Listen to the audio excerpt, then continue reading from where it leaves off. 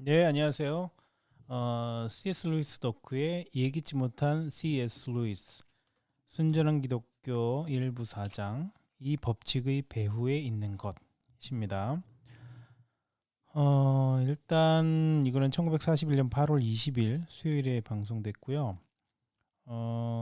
앞서 1부의 제목이 옳고 그름 의주의 의미를 푸는 실마리인데요. 1, 2, 3장은 옳고 그름에 관한 얘기를 했고 이제 4장에서는 우주의 의미를 얘기합니다.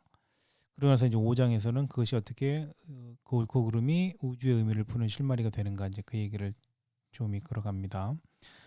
일단 4장의 제목이 이 법칙의 배후에 있는 것인데 정확하게 말하면 제 생각에는 이 장 제목이 법칙의 배후에 있는 것이 아니고 우주의 배후에 있는 것이라고 하는 게 더 정확한 것 같아요. 이 4장에서 루이스는 이 우주의 의미를 논하면서 이 우주의 배후에는 도덕 법칙으로 나타나는 어떤 존재 혹은 뭐 어떤 힘, 이제 나중에 정신 비슷한 것이라고 그 정도 선에서 얘기하는데요. 그게 있다는 거예요. 도덕법으로 나타나는 어떤 뭐 힘, 정신 요 정도가 있다는 얘기입니다. 그러니까 그 장 제목이 이 법칙이 배후 있는 것은 조금 맞지 않는 듯합니다. 네, 그거 좀 염두에 두셨으면 좋겠고요. 일단 사장에서는 그냥 갑자기 이제 우주의 그 이제 의미를 얘기하는데요. 이거는 제가 전에도 말씀드렸는데 우리는 이제 보통 우주의 의미를 잘 그런 질문을 던지지 않죠. 우주의 의미가 뭐가 있는가 이런 거는 던지지 않습니다. 그러나 루이스는 1, 2차 세계대전을 다 겪었던 사람이고 특히 이 방송이 나갈 때는 2차 세계대전 중이었어요. 그렇기 때문에 삶과 죽음의 길이 이제 이 사람들 앞에 바로 놓여 있기 때문에 이런 본질적인 질문들을 사람들이 많이 던졌습니다. 루이스 역시 뭐 1차 세계대전 나갈 때부터 이런 질문들을 많이 던졌죠. 전쟁터에서 자기 19번째 생일을 맞았었는데요. 그 19번 자기 자신의 19번째 생일에 그 전쟁터 현장에 저기 배치가 됩니다. 실전 배치가 됐고요. 그래서 이 우주의 의미를 그 알 수 있는 방법이 유물론적 관점과 종교적 관점 두 개를 이제 루이스가 예를 들죠. 유물론적 관점에서는 뭐 한마디로 얘기하면 알 수는 없다. 그리고 모든 것은 물질이다. 이렇게 얘기하고 종교적 관점에는 이 우주 배후에는 정신 비슷한 거. 루이스는 이제 나중에 언급하지만 인격은 아닙니다. 아직. 인격은 아니고 정신 비슷한 뭔가가 있다. 이제 그래서 그게 그 존재가 이 우주를 만들어냈다. 이제 뭐 그런 관점입니다. 기독교는 요 두 번째 종교적 관점이지요. 그러면서 루이스는 과학으로는 둘 중에 어떤 것인지 알 수 없다.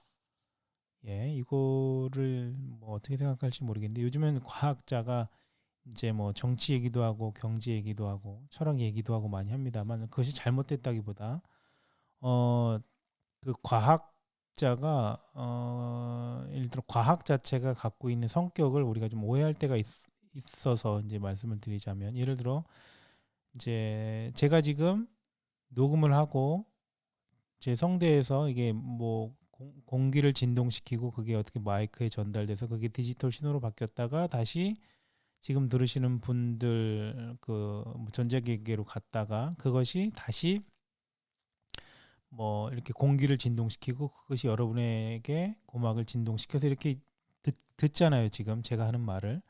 이 모든 과정을 과학은 잘 설명해낼 수 있습니다. 원리도 알 수 있고요. 그 다음에 조건이 하나가 바뀌었을 때 어떻게 일이 진행될지도 과학은 얘기해 줄 수 있어요. 그것이 과학의 위대함이죠. 그렇기 때문에 새로운 뭐 마이크도 만들어내고 이런 기기도 만들어냅니다. 중간에 어떤 문제가 생겼을 때 그걸 해결할 방법도 과학이 찾아낼 수 있어요. 그러나 과학이 알 수 없는 건 제가 여기 앉아서 왜 이걸 하고 있느냐는 거예요. 왜 공기를 진동시키고 왜 전기 신호를 계속 줘가면서 무언가를 제가 왜 하고 있는지는 과학이 알아낼 수 없다는 겁니다. 그걸 알고 싶으면 어 이제 일단 그러려면 과학은 왜냐면 데이터를 가지고 겉에서 계속 분석을 해내요. 그죠? 그러면 저에 대해서 분석할 수 있는 건 제가 이렇게 공기를 어떻게 진동시키고 있는지는 계속 그리고 어떻게 변화가 일어나는지는 과학이 얘기해 줄 수 있어요. 그러나 제가 이걸 왜 하고 있는지 알고 싶다면 저를 분석할 것이 아니고요. 저와 같은 인격을 가진 어떤 존재가 저와 계속 대화를 해야 됩니다. 그 역시 저와 같은 이런 인격을 갖고 있어야겠죠. 그래야 알 수 있는 겁니다. 그렇기 때문에 과학은 이 우주에 대해서는 우주를 굉장히 아주 좋은 방법으로 다 분석해낼 수는 있지만 왜 우주가 여기에 있는지, 왜 오늘은 이렇게 흘러가는지는 알 수 없다는 겁니다. 과학이. 예, 그것이 과학의 가치를 전혀 떨어뜨리지 않죠. 과학의 자리를 정확히 잡아줄 뿐이고요. 네, 그래서 이제 루이스는 그렇다면 뭐를 알 수 있느냐? 예, 단 하나. 이 우주에 대해서 알 수 있는 단 하나는 뭐냐면은 인간, 그것도 자기 자신. 왜냐하면 우리는 우주를 볼 뿐만 아니라 우리가 우주입니다. 우리도 우주 속에 있고 우주의 일부분이고 우리가 우주이기 때문에 우리가 우주의 일부분인데 우리가 우리 속에 대해서는 명확하게 알아요. 이것만큼 그냥 알아요. 내가 무슨 생각을 하고 있는지, 내가 이것을 왜 하는지, 내 속에서 어떤 음성이 들리는지, 내가 어떻게 해야 된다고 생각하는지, 그러면서도 왜 지키지 않는지 내가 알 수 있습니다. 이제 그것이 루이스가 제시한 유물론적 관점과 종교적 관점 중에서 어떤 것이 옳은지를 알아낼 수 있는 유일한 방법이다라고 루이스가 이제 제안을 하죠. 그러면서 자연스럽게 유물론적 관점은 뭐 틀렸지만 종교적 관점은 옳다 이렇게 이 관점에 의하면 우리 내면을 들어보는 관점에 의하면 그것이 옳다 그렇게 얘기를 합니다. 그래서 그렇지만 그렇다고 해서 기독교에서 말하는 하나님까지 아직 가진 못했다. 왜냐하면 하나님은 인격을 갖고 있는 존재입니다. 다른 말로 하면 인격과 정신의 차이는 뭐냐면 인격이라고 하는 거는 대화가 돼요. 옳고 그는 의지가 있고 쉽게 말하면 그의 의견이 있고 그와는 뭔가를 계속 주고받을 수 있어요. 그러는 길을 제시하고 예. 그렇지만 정신은 그렇지 않죠. 이걸 굉장히 좀 큰 차이라고 저는 생각을 합니다. 그러니까 뭐 이 우주 배후의 힘은 중력처럼 굉장히 강력한 힘이지만 그 강력한 힘과 우리가 대화를 하거나 용서를 구하거나 뭔가를 빌거나 주고받을 수는 없다는 거죠. 그의 뜻을 우리가 알아내거나 그럴 수는 없다는 겁니다. 네. 그렇습니다. 이렇게 간단하게 좀 내용을 훑어봤고요. 중간에 이제 주석으로 나온 게 유물론적 관점과 종교적 관점의 생명력 숭배, 이거 이 다른 말로 하면 뭐 창조적 진화 이렇게도 얘기를 했는데 이 관점이 하나 있는데 이건 중간이죠. 이거는 어떤 루이스 표현에 의하면 길들여진 하나님입니다. 그렇기 때문에 종교적 감동은 전부 누리면서 그 대가는 하나도 치르지 않겠다는 것이죠. 그러니까 하나님을 그냥 막연한 어떤 힘, 우리가 이렇게 필요할 때는 갖다가 쓸 수 있지만 정작 우리를 귀찮게 하지 않는 어떤 힘, 어떤 하나님을 가정해 놓는 거죠. 뭐 이거는 저는 기독교인도 얼마든지 이렇게 갈 수 있고 무신론자도 갈 수 있다고 생각해요. 기독교인들은 예를 들어 하나님을 생각하면서 하나님을 항상 그냥 나를 위로해주고 나에게 좋은 일만 생기게 해주고 나에게 복을 주고 이런 존재로 계속 축소시켜 버리는 거예요. 그러니까 하나님은 뭐 분노하거나 질투하거나 엄벌하시거나 우리에게 명하시거나 죽이라고 말씀하시거나 아니면 엄중하게 지옥의 존재를 말씀하시고 지옥불에 던져지리라고 말씀하시고 이런 말씀을 하시는 이런 말씀을 하는 하나님을 점점 지워버리는 거죠. 그렇기 때문에 나중에는 그냥 막연한 힘으로만 이렇게 그것도 우리를 도와주는 어떤 힘으로만 기독교인도 얼마든지 여길 수 있죠.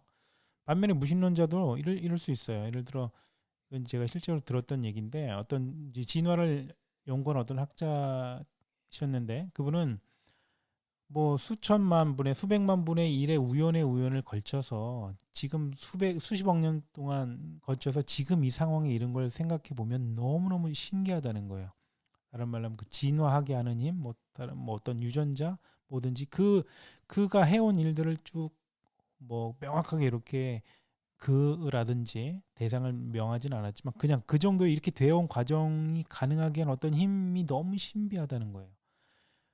네, 요즘엔 그건 유전자로도 많이 설명하는 것 같습니다. 왜 어떻게 이 자녀의 다음 방향은 어떻게 하느냐? 그냥 유전자가 한다는 거예요. 왜 우리가 인간이 이렇게 살고 있느냐? 그건 유전자가 그렇게 한다는 거예요. 유전자가 모든 것을 설명하도록 하지만 그 유전자는 옳고 그름을 명하지도 않고 우리가 인간이 어디서 와서 어디로 가야 되는지도 말하지 않고 어떤 소통을 대화를 할 수가 없어요. 주고받을 수가 없습니다. 자기 의지가 없고 이런 거예요.